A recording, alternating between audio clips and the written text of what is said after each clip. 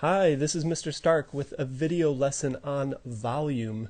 This particular lesson is an introductory video lesson for students in 6th math. Now, the official name of the unit is volume, but what we will be doing in this unit is mostly solving problems.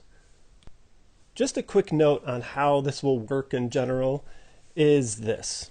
At the top of every video lesson, there's the course, the unit, and the name of the lesson. So this is sort of like a lesson. It's more of just an overview of this particular unit. And then I'll share examples and information and definitions on the following slides. The one main thing that you should be doing while you watch this video lesson is taking notes. So let's practice that right now. Basically, you should be writing anything that's in my handwriting. So in this unit, we will. And I try to keep it short and simple. So I'm about to write some stuff for you. Here it is. Find the volume of a cuboid. We will also find an unknown dimension of a cuboid. That, for example, is if we were given the volume and we needed to find a length or a height or a width given the other dimensions. And the last one is we'll be solving multi-step word problems. What that means is in previous years you might have solved like a 1 or 2 step word problem related to volume in 4th or 5th grade or even 6th grade. But this time in our studies we're going to solve multi-step, meaning it might take 3 or 4 steps. Okay, you wrote those things down, right? All right, the next thing is the volume of a cuboid. Well, what is a cuboid anyways? We studied this earlier on in the year. A cuboid is simply a rectangular prism. The everyday word that we would use would be just a box. And that box could be a cube, like all 3 sides of the same measure, but usually it's not. It's just a rectangular prism, a box that has dimensions that either could be 2 by 5 by 6 or 3 by 8 by 10, or whatever the dimensions are in either inches, centimeters, meters, and so on. So when we go through examples and we go through homework, whenever the word cuboid is used, that we mean rectangular prism. Now, what is the volume of a cuboid? Well, the volume is equal to the length times the width times the height. And just a quick little thing, whenever we don't write a symbol in between letters, that automatically means multiplication. Or we could also say volume equals L times W times H.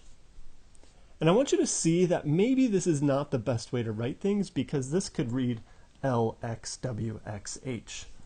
A little confusing. So, no. Anyways, length times width times height. Better with no symbol at all. Okay, now I think you know this, but L means the length, W means the width, and H means the height. And I want to just point out as well, like when you have a box, you can move that box on its side or top or bottom or whatever you would call the length or the width or the height. So really, it doesn't matter which one is considered the length, width, or height. It just matters that you're consistent with your measurements. Okay, the next thing, we can title this, If We Know a Cuboid's Volume. Some students like to put these in different colors. Some students like to underline them or put little stars or whatever. Nonetheless, if we know a cuboid's volume, remember, a rectangular prism, if we know a cuboid's volume and the length of 2 of its sides, so like length times width, if we know both of those measurements, we could find the height. And if we know the volume and we know the area of one of the faces, then we could find the other missing dimension. Remember, area is 2 dimensions. In summary, height is equal to volume divided by length times width. Or written out, volume divided by length times width. Now you don't really have to write that if you know what V, L, and W mean. Then furthermore, like I said, the second thing, that height is equal to volume divided by area. So think with me a little bit. Volume is in 3 dimensions, like something you put in a box. and then area is in 2 dimensions, looking at a flat surface of a box, like a face. So a third power divided by a second power is a first power. Whoa, whoa, whoa, whoa. Powers? What are you talking about? What I'm saying is, let's go back to this. L times W times H, that's 3. That is a collection of 3 dimensions. And this one is 3 dimensions divided by 2 dimensions is 1 dimension. Woo! Getting crazy up in here. All right, we're in words of volume divided by area. That's what this V over A is, okay? Okay then, we're a little bit more than halfway done here, just so you know what's happening. The next thing is cubes of numbers. What do I mean by cubes of numbers? Let's say this is a cube over here, and we say that this is 2 by 2 by 2. That means to find the volume of that cube, we multiply 2 by 2 by 2, because the volume is length times width times height. So let's do the cubes of 1, 2, 3, 4, 5, and 10. What I mean, 1 cubed, 2 cubed, 3 cubed, 4 cubed, 5 cubed, and 10 cubed. Hey, now we could do this. We could totally do this. Okay, come on, come on. 1 times 1 times 1, 1. 2 times 2 times 2, 8. 3 times 3 times 3, 27. Can you do 4 times 4 times 4? That's 64. You should know 5 times 5 times 5. That's 25 times 5. That's as if you had 5 quarters. How much money do you have? $1.25.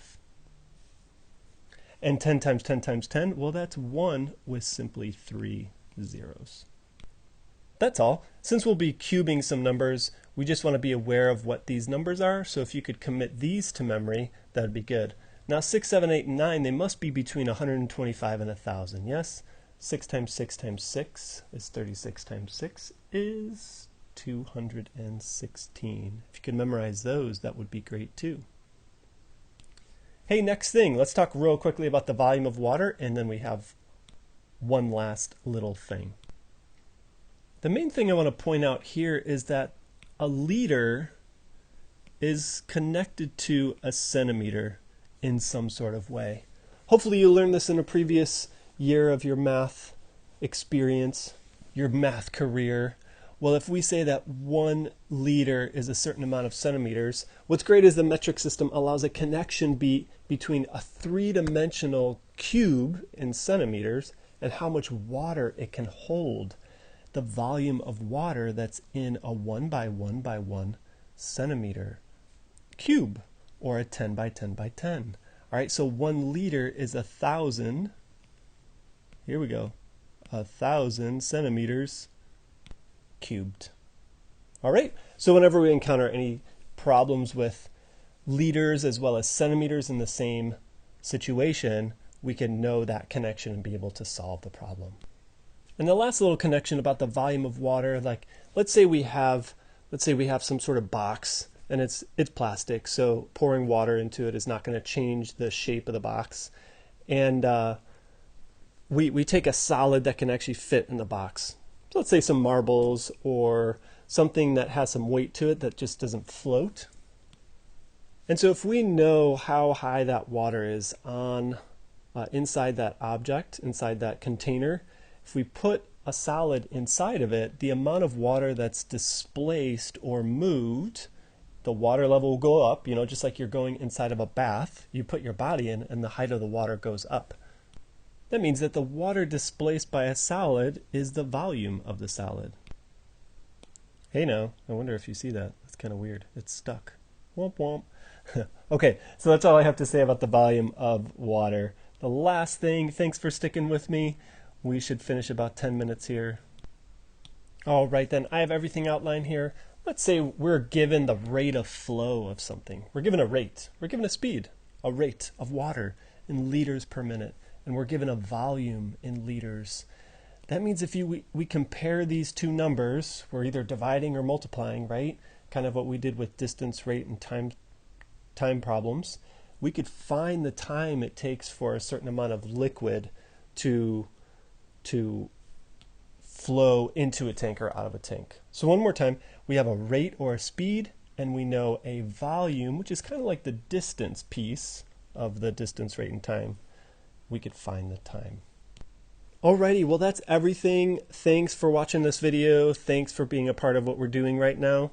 And I'll just leave you with where we started this video. Hey, good luck with this unit and check out the next video.